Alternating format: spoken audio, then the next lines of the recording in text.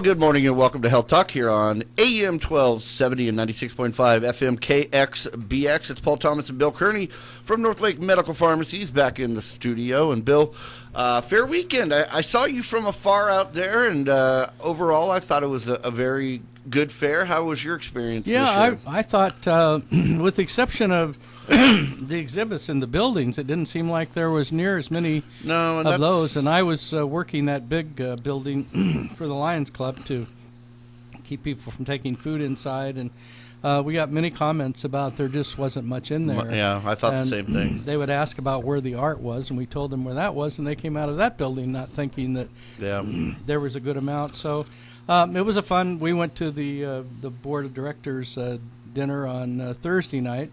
And because Dana had just had a new knee put in, we just walked down towards the Rotary booth and back. And, of course, with my wife, who knows everybody. You had to stop every 5 minutes. That takes about. Yep. And I thought I was going to make it to the auction, and I didn't. But I bought on the silent auction at the board of directors dinner, I bought a bottle of steel wine and a 3-course dinner at the sauce shop. Oh, where are we going? I mean, everybody says, everybody says, you won, and I said, I didn't win. Now, is that money there for the silent auction go to the fair? As far as I know, it does, yeah. It's they were all donations, and it was, I had probably 50 4-H and FFA kids come into my pharmacy before the fair, and of course I couldn't do them all justice, and then my family came down from Rockland on Friday night, and so I didn't get to go to the auction. So, but I have every year bought goats and pigs and chickens and turkeys and I understand that, I haven't seen anything in the paper about it, but I understand that it was really hard to get some bidding to go as they got later on in the auction, because people, I mean, I donated to 4 different fires and since the last fair. Oh, it's just tough everywhere right now. And I was, excuse me, I was a kid that raised livestock and went to the fair, had the reserve grand champion Angus when I was a kid, and showed pigs and dairy cattle and everything. And I know how important it is when you go to the effort. And these kids, when they come in, they are very well informed on what they fed their cattle and what they fed their pigs and what they weigh and what to expect. And absolutely. And they're just the nicest of kids. Oh, I know. They're very polite. Very polite. And they, used to be, when I was in the fair, you had one animal. I mean, you might have been showing a pig and a cow and a chicken or something, but you didn't have multiple. Yeah. These kids have multiple pigs and multiple goats, and it's hard when there are that many kids involved to be the bidder on every single thing. So I would have bought something had I been there, and I would have just turned it back into the market, because I have a freezer full from years past. But I thought it was a good fair. It was, I mean, you always see lots of people that you've never seen all year. And one of the people from this radio station, Greg Allen, he had a booth. I see. He had a booth, and we were looking to buy nothing, of course, and we walked by there, and Greg said, and he had some urns. Oh. And if you bought them from the mortuary, they were $1,000. If you bought them from him, they were $60 or $65. We didn't plan on putting our ashes in there. I was going to say, is this some pre-planning you got going on? Or we were planning on making. Morbid. He had a recipe there to make sauerkraut. So sauerkraut and urns, what a combo! So I thought, well, it's worth a $60 investment to make good sauerkraut. So he had a recipe that he threw in the urn with him, and he said he couldn't keep up with the orders. They were really significant, and it takes some time to that's good for him, to make those things. Yeah, and he said it had been a real successful year. So I couldn't remember what his he had 2 names. One was Greg Allen. And then he had another name. I don't know. that was a real name. Oh, I've always known him as Greg Allen. Yeah. Yeah. Well, that's the only one I could remember. So I just called him Greg. So Yeah. Anyway, I had friends come in this weekend as well, and they were from the Bay Area, and we were happy to bring them down to the fair, and they got to see our little town fair compared to the big fairs of the Bay Area. I think they had gone to the Sonoma County Fair at one point this summer, and so that's a huge fair. Yeah. And but we went Saturday night, and that was probably a mistake. Well, it was a mistake because the kids wanted to ride rides, and the lines for the rides on Saturday night and just the crowd was just, I mean, huge. It was too much. It was too much, and the kids were getting stressed out. The parents were getting stressed out, and people are running into you and knocking things, knocking beers over on you, and it's nobody's fault. I mean, nobody's doing it intentionally. No, that's always the big night. It's just the sheer amount of people that fit into a small space like that. I mean, just trying to walk from the entrance, or the what do they call that? The little gazebo there. Mm-hmm. To where the rides are, down where the grandstand is, it takes 20, well, maybe not 20 minutes, but it takes like 10 minutes just to get through that sea of people. And they're all lined up at the food stand. And everybody's lined up, and you're cutting through their lines, and you're feeling bad about that. And so that wasn't the most enjoyable night. Thursday night was a lot better. We were down there Thursday night, just Celia, me, and Matthew. And Matthew got that was perfect. Yeah, that was the perfect crowd. And that was the night I saw more of the local Lakeport people. I think Thursday night might be like Lakeport night. Right. Because it seemed like Saturday night I didn't really recognize anybody. And maybe I think we ran into one or two people, but a couple of them were working in their booths, Sure. But Thursday night it was like you were handshaking every 5 minutes. Hey, how you doing? Hey, how you doing? And that was the night I seen you across the crowd, and we were on our way out. And otherwise, I would have came up and harassed you as well. But I was carrying this big bottle of steel wine, and I told Dana, I says, you can't visit with everybody from here to the Rotary booth because this is heavy. So I had to leave the urn there until the next night, which I worked for the Lions Club, and picked it up, and then I bought a bag of kettle corn and took home to her. There you go. She loved kettle corn. And that smells so good. Oh, but we're here to talk about your health, and the food you saw at the fair with the giant corn dogs that were $7 or $8. I don't remember, but they were big as this red Solo cup I have in front of me, and you wanted one of everything. I saw the turkey legs, and I saw all the stuff, and but I stayed away from those things. And I did have a corn dog.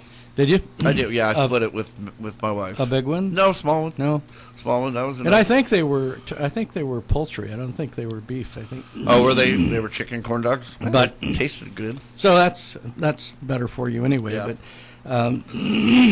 excuse me, I did develop a little kind of a drainage thing, so I'm going through this. Hope this guy doesn't call that told me not to be on the radio as long as I was having this. That's been a couple years ago, but. We're going to talk about a lot of vital medical effects that everybody should know about drugs and about dentistry, and what you should know about medications. And we're going to really start about something that is very close to me, and that is sepsis. And sepsis is an infection in the bloodstream that can be activated rather rapidly, and it can eventually shut down your organs, and you can die from it. And there is a lot of people that die of sepsis, and most people don't know they have it until it progresses so quickly. And the reason that I'm concerned about it, or that I'm reporting about it, was we didn't know when we were in Maria a few years ago, and my wife had surgery for varicose veins, and she had an open area from the wound, and we were on our next to the last day in Tahiti, and she got scratched by some coral, and the coral had gotten into her bloodstream, and by the day we were leaving, she wasn't feeling well at all. And ended up with severe diarrhea and wanted to vomit, and we didn't really know what it was. We thought maybe it was a food infection or food poisoning. And I actually had to take her from Papeete to the airport in a wheelchair, and she couldn't even walk up the stairway because she was too weak. And if they'd have known, if Tahiti Nui Airlines had known how weak she was and how sick she was, she probably wouldn't have been allowed to go on the flight. But she was, and then we got into Los Angeles and had to take her by wheelchair to Southwest Airlines to get home. And by noon the next day, we were talking to her and she couldn't seem to hear. And we kept yelling at her and trying to get her to, and we didn't know she was that sick. And we looked in her earlobes, and there was pus coming out of her earlobes. Wow. And her whole ear was full of pus. And when we got home, I got her laid down and looked at her leg, which was where the infection occurred, and it was swollen considerably. We called our physician, and he said, meet me at the hospital right away. So we did, and got into the emergency room, and a friend of ours at the time, who was a cardiologist, was making rounds, and he saw us, and he came over to the emergency room, and right away they were sure that she had either MRSA or sepsis, and got her in, and her temperature had gone up to like 105. They checked her blood pressure, and it was going up higher. They started her, we saw a hospitalist, and he was starting just oral antibiotics, and they suggested our friend that was a cardiologist, and then the person that was taking over as a hospitalist was a partner of our physician, and she started IV antibiotics on her, and she almost passed away that evening. She was so filled with infection that they couldn't get on top of it. Her white count was astronomical, and she was clearly a victim of sepsis, which is often a deadly reaction, and that can go fast through your body and shutting down their vital organs.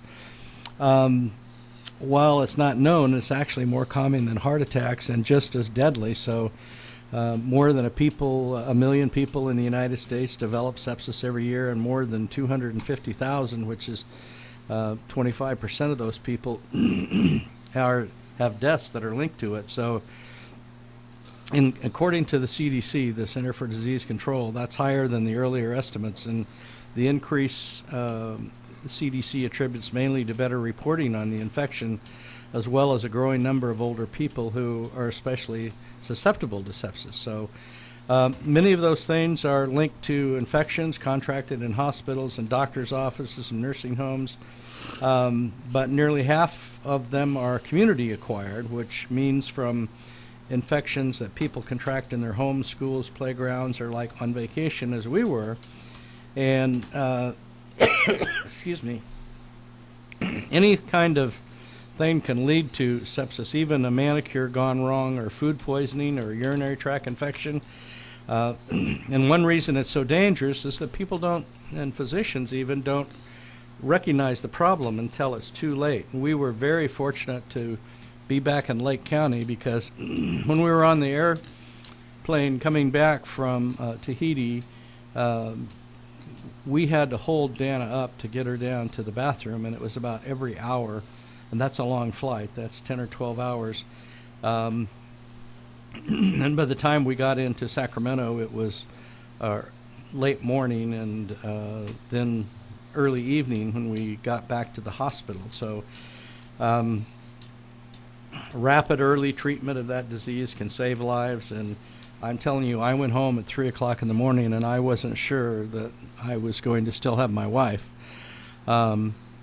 It often starts with a local infection, and most often in the lungs, or the digestive tract, or the urinary tract, or in her case, it was a bacterial infection that triggers sepsis too. So whenever you get an infection like this, your immune system kicks in producing chemicals to fight the infections, but sometimes either because the bacteria is unusually powerful or because the immune system is already weakened by other health problems.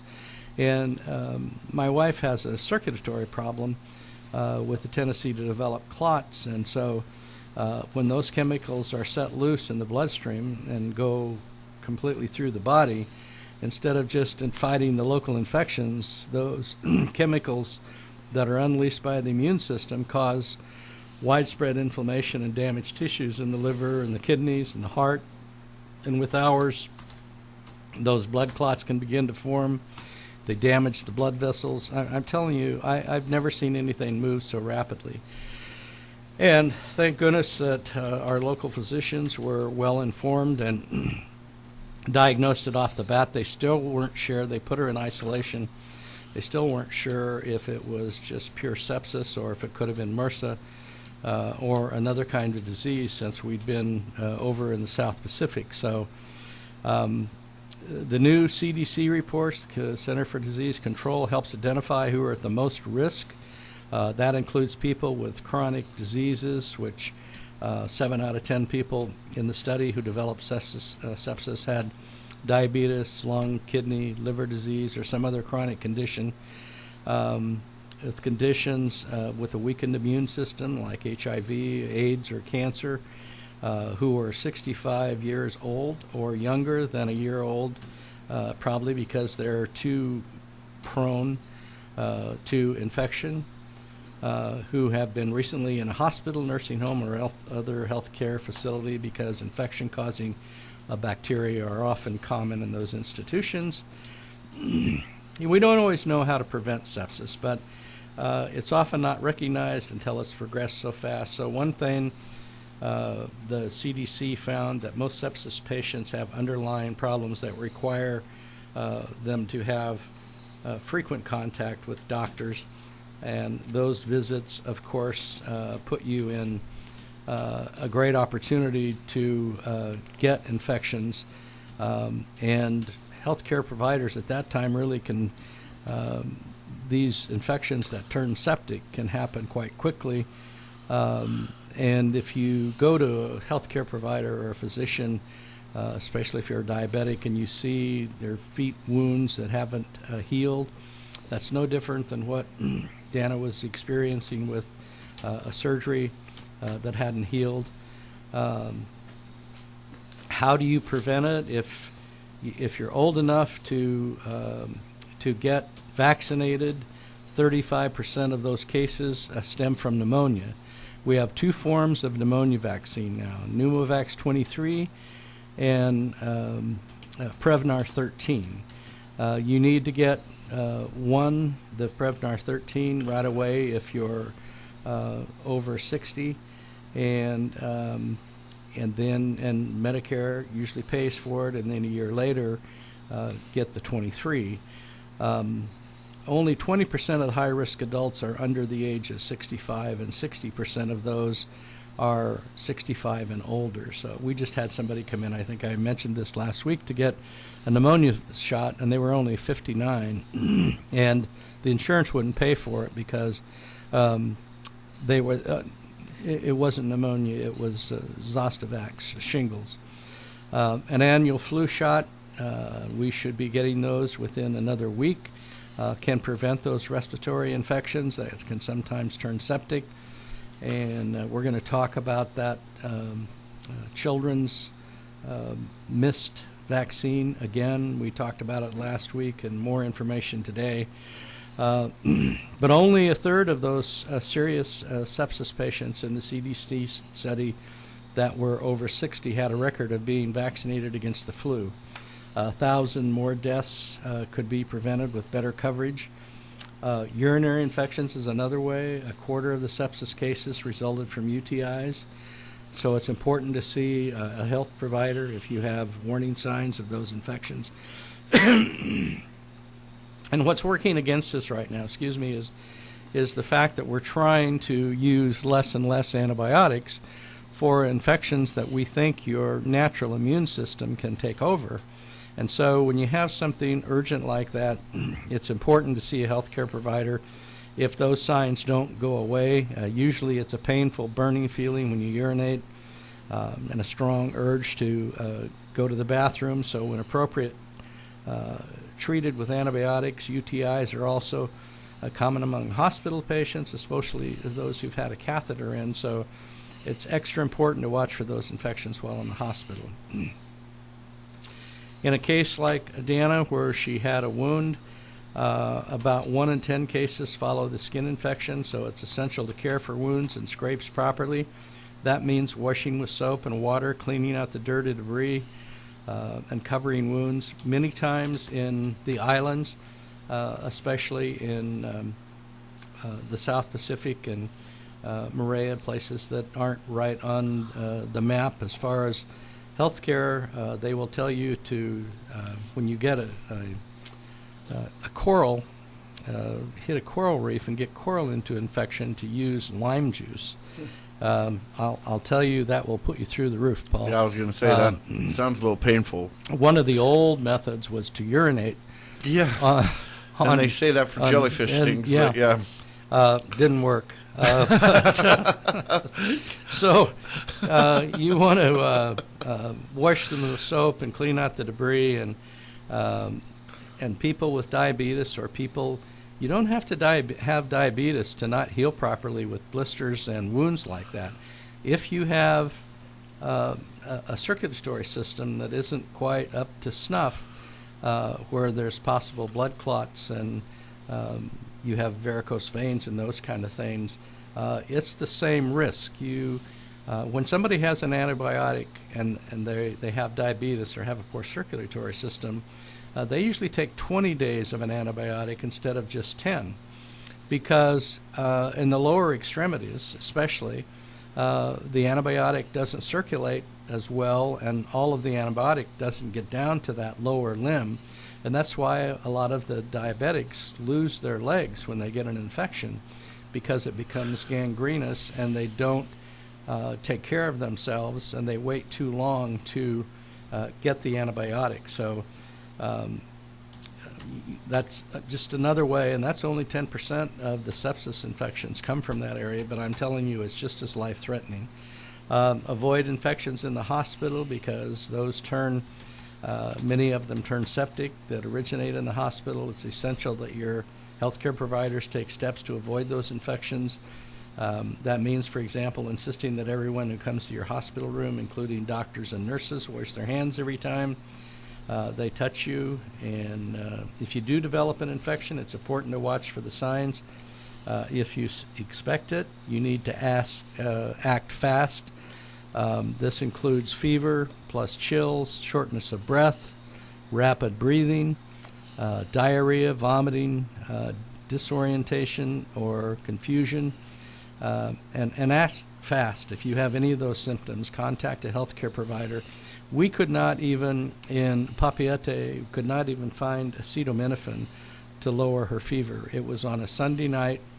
Everything was closed up, and we couldn't find anybody to get us treatment. If you have an infection and it's really gotten worse, it's possible you could have sepsis. If it's after hours, either contact the providers on call service, or if you feel very sick, go to the emergency room. If not something you can sit on till morning, and we did that, you need to demand attention. And this becomes even more of a critical thing today than it was 5 years ago. They miss it because they fail to react quickly, because we don't want to disturb a physician or an emergency room, and you think this is going to cost me too much to go through the ER and there's really nothing wrong. You don't have a lot of time with sepsis, and it's far more common than it used to be. So when you say that it is just as dangerous as a heart attack, and it's at risk for it to develop quickly enough that more than 250,000 people just in the United States die from it every year, then it's something that you really can't ignore. Get your doctor, if he suspects sepsis, make sure you get treated with IV antibiotics. Dana had 3 antibiotics of antibacterials and antibiotics going into her system. And it's just a matter of being aware and you being more informed, as I tell people every day when I hear the horror stories about what's going on when they are taken care of by a medical layperson or a medical physician or any healthcare provider. Some of the loops that they have to go through in order to get you care is financially demanding and not necessarily on a timely basis, and your health is at risk. I'm telling you, I almost lost my wife, and I wasn't prepared for that. I didn't realize anything like that could happen so quickly. We're going to take a break, and when we come back, we're going to talk about pediatricians giving thumbs down to flu vaccine, and that's just the opposite of what I reported last Wednesday when we were on the air, because they came out and said that they were going to have it this year because they'd found out it was effective, and it's not. Have you recently been discharged from the hospital or special care facility and you need help in getting around your house? Hi, my name is Bill Kearney, owner of Northlake Medical Pharmacies in Lakeport. My wife Dana and I own Northlake Medical Pharmacies in Lakeport, and for the last 6 years we've been offering a new service in Lake County. Both our pharmacies now sell and rent hospital and medical supplies. So if you need a walker, a rollator, a wheelchair, or a transport chair, we'll rent them to you or sell them to you if you prefer. We also have lift chairs and hand, wrist, knee, leg, and back braces for your comfort if you need them. If you're looking for a pharmacy that has great service, a $4.99-month generic prescription plan, free delivery service to Lakeport, Upper Lake, Nice, Lucerne, and now Kelseyville, as well as rental sales and medical supplies, then you need to come to Northlake Medical Pharmacies on Hill Road across from Sutter Lakeside Hospital and in front of the Bruno's Shop Smart on Lakeport Boulevard. We're asking folks about marriage. Marriage makes me think of sports. You know, teamwork, dedication. Okay, let's see what people say. Let's say your marriage is a sport. What sport would it be? Oh, what sport? Basketball. Surfing. Because we've been riding the wave for so long. It have to be a team sport. Ice hockey. Baseball. It lasts a long time and not a lot happens. Ping pong. So why ping pong? Always on our toes, but relaxed and fun. Maybe doubles tennis. So there's a lot of back and forth. A lot of people watching. So how many people are influenced by your marriage? Hundreds? Yeah. I think we could easily fill a football stadium with all the people that we've influenced. And you really think about the ripple effect. One influences the next and the next and the next. It's like a wave. So it looks like a good marriage touches a lot of people. Exactly. A good marriage goes a long way. Want to improve your marriage? For ideas, go to foryourmarriage.org. A message from the Catholic Church. Attention savers, this important message will change how you save. The Treasury Department is eliminating paper savings bonds from the payroll savings program and going green with Treasury Direct. Treasury Direct is a convenient, secure online savings program that makes it simple for you to purchase electronic savings bonds directly from your paycheck, checking, or savings account. So go online and change how you save today. Visit treasurydirect.gov to open your free account. A public service message from the Department of the Treasury. You're a 19-year-old kid critically wounded in the Central Highlands of Vietnam. Your unit is outnumbered 8-1, and the enemy fire is so intense that your CO has ordered the medevac helicopters to stop coming in. Your family is halfway around the world, and you're thinking that you'll never see them again. Then you hear the sound of a helicopter. Captain Ed Freeman is coming for you. He's not medevac, but he heard the radio call and decided to fly down into the machine gun fire anyway. Then he flies you up and out to safety, and he keeps coming back 13 more times until all the wounded are out. No one knew until the mission was over that the captain himself had been hit 4 times. Medal of Honor recipient Captain Ed Freeman died in Boise, Idaho. We're losing about 285 Vietnam veterans every day, but the Education Center at the Wall will preserve stories like these so future generations will understand and never forget. Call 1-866-990-WALL or go to buildthecenter.org and help us build it.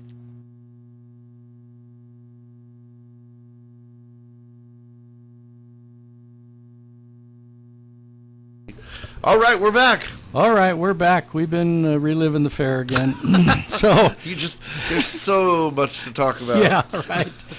We were just before break. We talked about the pediatricians giving a final thumbs down yesterday to the only needle-free flu vaccine on the market, saying they do not recommend the flu vaccine for kids this year.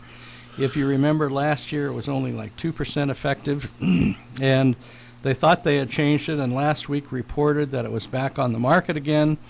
It's really a symbolic rejection, because vaccine advisors to CDC had already recommended against it for the season, saying it had barely protected against influenza for the past few years.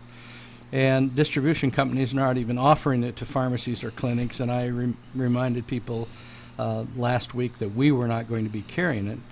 But it's a real blow to parents whose kids hate needles, which is to say parents of most children. And I'll never forget giving Matthew his first shot in his leg, and he hated me for years afterwards. He gave you the look. So instead of kids are going to have to get flu shots. New research shows that the flu shot provided significantly a lot better protection than in recent seasons compared with a nasal vaccine.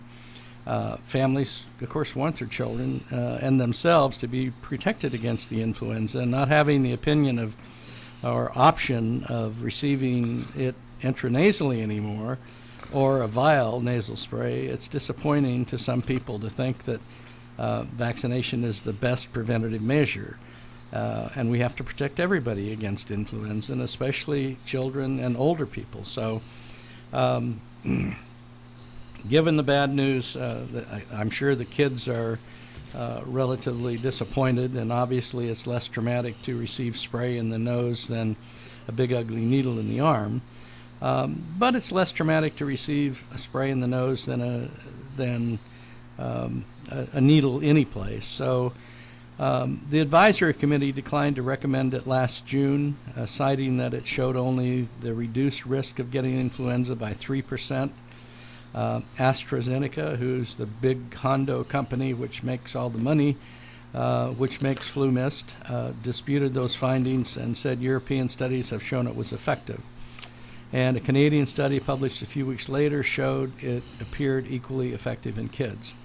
And the takeaway on this is our standards are much more stringent than they are in Canada, or they are in other parts of the country, such as Europe.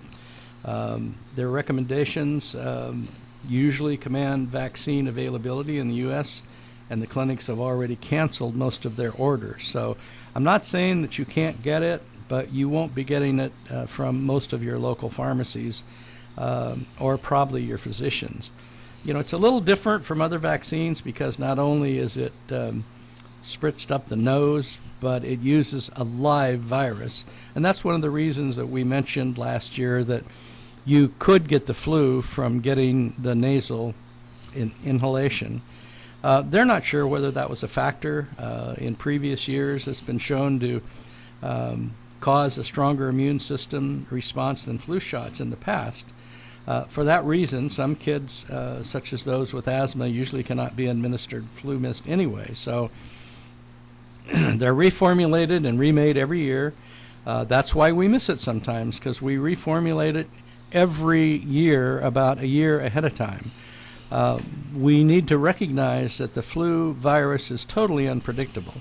There are multiple influenza virus strains, and we don't know which ones are going to predominate from one season to the next. So we don't know which ones are going to be more common in certain communities. We've had them develop and mutate from between when they started on the East Coast to the time they got to the West Coast. There was a mutation already. One strain may cause epidemics in the United States, while a different strain makes most people sick in Europe. Just for an example, and often later in the year, another strain may move through communities that have already been through their annual flu epidemics. And I think that happened last year because we had a lot of people getting flu afterwards. Flu vaccines include a cocktail of 3 influenza viruses. You can also get a quadrivalent. In recent years, companies have been offering them against 4 different strains. But they haven't been found that they were any more clinically effective. That means once they got them into your system, that you were any better protected than you were with the trivalent vaccine. They also repeated advice that pregnant women get flu shots because they protect both the mother and the baby. It's also supported the idea of mandatory flu vaccines for all health workers. So we give every employee a flu shot. If they don't take a flu shot, they have to sign a release saying that if they get the flu or expose it to others, that it's a risk that they're going to have to take. That the flu vaccine was offered to them, and if they didn't want to take it, they did not have to. They don't pay for it. I pay for it. I pay for all their major medical insurance. So there's 6 companies that make flu vaccines for the United States market. They include shots that protect against either 3 or 4 strains. And we were just told last week that we should have the vaccines by the 15th or the 18th. So you will know as soon as we get them. We already have clinics scheduled. You don't need an appointment. Just come in, and if you have Partnership Health, if you have Medicare, almost all insurances now do pay for flu shots. So there may be some that don't, but most of them will. We have 15 minutes left. We're going to talk a little bit about medications and things that we all should know as lay people that sometimes we don't think about. Number one is keep medications away from children. I see more and more medications now that look like candy. Yesterday, Paul, I have moles in my yard. Moles, okay, yes. And my gardener quit me a couple of months ago, and I went into the storage shed, and there was mole poison. When I opened them up, they looked like gummy worms. And I had all kinds of kids over to my house this weekend. They weren't colorful, but they were a flesh colored, and you open up the mole track and you put them in there. And the first thing I thought about was I've got to hide these things, because if kids see them, go in the garage and see them, they're going to think they're gummy worms and eat them, and they're poison. Yeah. Wow. And no medication is completely safe, even if it says it is on it. I've often said many times, aspirin would not be okayed today to be sold over the counter because it's such a strong anti-inflammatory and can cause gastric bleeding. It is, but it's over the counter. They don't have what they call children's aspirin anymore. They have adult aspirin that's the same strength, because kids can actually get a disease from taking it when they're under 18 years old. And even Tylenol, acetaminophen, when you ingest too much acetaminophen, it can cause you to stop breathing, and it's not easily reversible. So if you have a teenager that thinks they want to end their life, or anybody, and they take a bottle of Tylenol, unless you get them to an emergency room, they're not going to make it. So follow the instructions on every medication. It's really vital to get the correct results. Tylenol should never be given with alcohol. This could damage your liver, and never drink alcohol with any medication as a general rule. But I talk about many times at Thanksgiving about an individual that was not a drinker, and he was at Thanksgiving dinner, and he took a Tylenol and a glass of wine, and he woke up 3 days later in the hospital with the liver replacement. Wow. Because it killed his liver. First time he'd ever had a glass of wine, and had taken a Tylenol with it. Non-steroidal anti-inflammatories like aspirin, Aleve, Advil can cause ulcers in the gastrointestinal tract, so you don't want to eat those or take those on an empty stomach. Aspirin is going to make your blood thin if you ever go into a dentist or go into a physician and you're going to have some sort of surgical procedure, they will tell you stop taking all non-steroidal anti-inflammatories, meaning ibuprofen, naproxen, aspirin, 5 days before you have the surgery because it affects the clotting of blood. Adhere to the antibiotic doses. When you get something that says take 3 times a day or 4 times a day until they're all gone, you take them until they're all gone. If you're taking it twice a day, now this is antibiotics only, twice a day, and you're supposed to be taking it 4 times a day, then make sure you double up and take it 2 in the morning and 2 in the afternoon. It's better if you take it as they schedule it, so you get a higher blood level from the antibiotic. But if you just know you're not going to take it in the middle of the day or at dinner time, then take double, take 2 in the morning and 2 in the evening. But never stop if you feel better. Finish the whole regimen.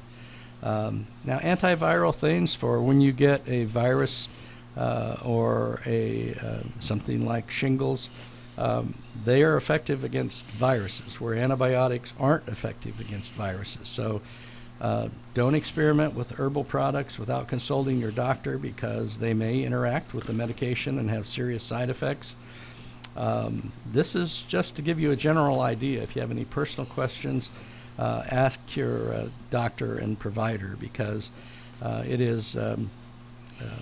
these things are extremely dangerous. Medication is a double-edged sword. For every life that's been saved by drugs, there's an equal amount of people who have taken too much. And in reality, prescription drugs kill over 100,000 people every year. It's a serious problem in the United States, often taking 2 seemingly harmless medications. And I'm not sure if we talked about this last week or not. I don't think so, Paul, but there is a drug out now that's illegal, that is a cousin of fentanyl, and fentanyl is 100 times more potent than morphine. This drug starts with a C, carfentanil, and it's 1,000 times more potent than fentanyl. And people are selling it on the street. It's manufactured in Mexico. It's an elephant tranquilizer, very similar to what PCP was in the years back when I lived in San Jose 20 or 30 years ago. Everybody was taking this animal tranquilizer called phencyclidine, and it was an animal tranquilizer then. This is to put an elephant down. So drug misuse every place is rampant. Even medication over the counter to prevent pain come with instructions featuring which types of medications it shouldn't be taken with. St. John's wort, which we have used as years when we came out with things for over-the-counter products to treat regular diagnosed diseases, and one of those was depression. We used St. John's wort, and because we thought, because it was a natural product, and people couldn't afford to go see a doctor, that it was a good medicine, and it is a good antidepressant. The problem is when you take it and go out in the sun, it's very photosensitive, meaning you can get burned right through from the sun's ultraviolet rays by taking St. John's wort if you don't put on sun-protected sunscreen. Also, it interacts with many drugs. Digitalis, digoxin is another one that people take for atrial fib and to get their heart back at rhythm. And that has a tendency to stay in the system. Digitalis, which is the drug that digoxin comes from, or lanoxin comes from, is called foxglove, and it's a very poisonous substance. So but it isn't in the strengths that we use to digitalize the heart. So when people take it and it doesn't get excreted out of the liver and kidneys, it becomes toxic and very dangerous to take St. John's wort and be taking lanoxin or digoxin at the same time. How often do you see your dentist, Paul?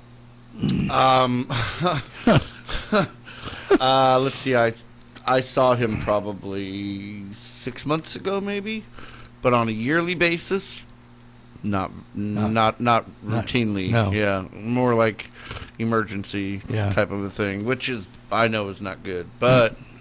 Yeah, you should see your dentist. I should see my dentist. My Matthew just went and saw his dentist, and got a perfect report. No cavities, no nothing. So we were pretty happy about that. Well, the reason is they can spot small cavities or lesions and eliminate the need for more invasive procedures, whether it's teeth or other parts of the oral cavity. I had seen my dentist a few months back because I'd broken one of the teeth off of a plate that I had, and he saw some skin that was dying on the inside of my mouth, and he says, I want to make sure that isn't skin cancer. So he scraped some and took it off, and it wasn't. But if it had been, and he hadn't have checked it, and this had gotten progressively worse, I would have had esophageal cancer or cancer of the throat. And plaque control, which is the most effective way to a cavity-free mouth, they can spot, which we normally can't. I brush my teeth twice a day, and I use floss after that. If you feel a pain in your tooth, you should visit your dentist as soon as possible. You could still have your tooth fixed without a root canal if the lesion does not reach the pulp. So.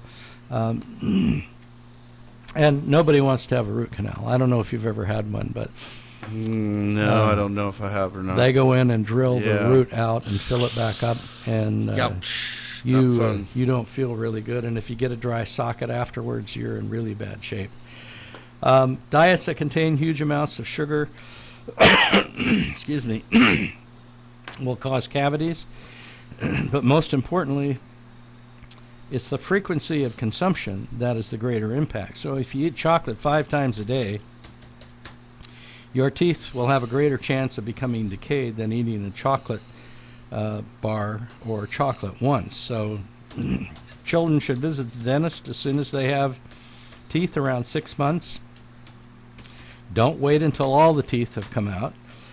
Your dentist can help and show you how to take care of your child's teeth while he or she can't. So and if you some people put aspirin on a tooth when they get a toothache, that's going to cause an ulceration of the mucosa, the tissue around the tooth.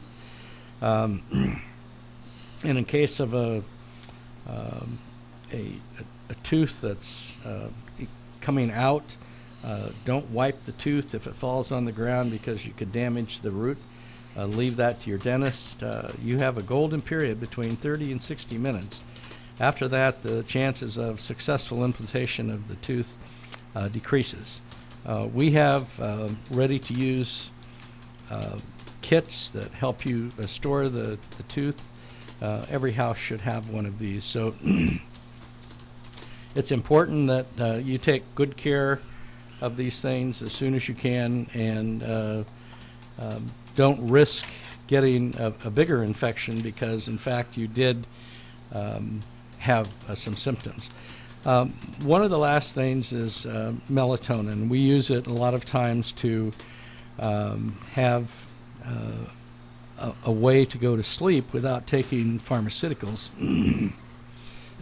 And they just found out that the prevalence of esophageal reflux is between 18 and 28% in North America, and maybe increasing. And they find out for some reason that although PPIs are considered safe, that's those protein pump inhibitors, the patients may seek to relieve symptoms by using other things because there's been some question on whether or not PPIs that everybody should be taking than it is. But melatonin, for some reason, is secreted from the pineal gland as well as in much higher concentrations from cells in the gastrointestinal tract. And the production of melatonin is related to food intake, especially if proteins are rich in tryptophan. And tryptophan is that ingredient that helps you relax and can help you sleep. It's in milk, But it's been demonstrated in animals that the binding sites for melatonin are concentrated in the stomach and small intestine. So it's been proposed to act as a free radical scavenger, and these are things that actually work on cancer sites too, to lower gastric acid secretion and esophageal reflux through multiple mechanisms. So there's studies going on right now where we have 60 patients, which isn't a great amount, enrolled, and 27 who had GERD meet the criteria, and none of these individuals served as controls in one group, and some in the other group received 20 omeprazole, and they found out that the melatonin levels increased and the esophageal reflux decreased in people using the melatonin. So the thing that disturbs me is it wasn't a large study. It was I think there was only 9 participants, and 6 milligrams at bedtime had been shown to improve health-related quality of life in a 3-month study. It has to be much larger, but it's another thing that we need to look at a venue on how we can treat diseases without being so toxic. We want to remind you that we're going to be getting into flu season, and in spite of everything else we talk about, there's nothing more important than getting your flu shot. On the 23rd of this month, we have our laboratory people coming in on a Friday to do the laboratory testing for your cholesterol and your liver functions and any other tests that they do. You pay for it right there on the spot. They give you the testing summary right on the spot. So be sure and check with us on that. There's a card in the pharmacy that tells you the fees that we have already at our counters, that what each of these will cost you. He's there from 9 o'clock until 1 o'clock in the afternoon on Friday the 23rd. But think about the flu vaccine. Think about getting the shot. We'll be more than happy to take care of you.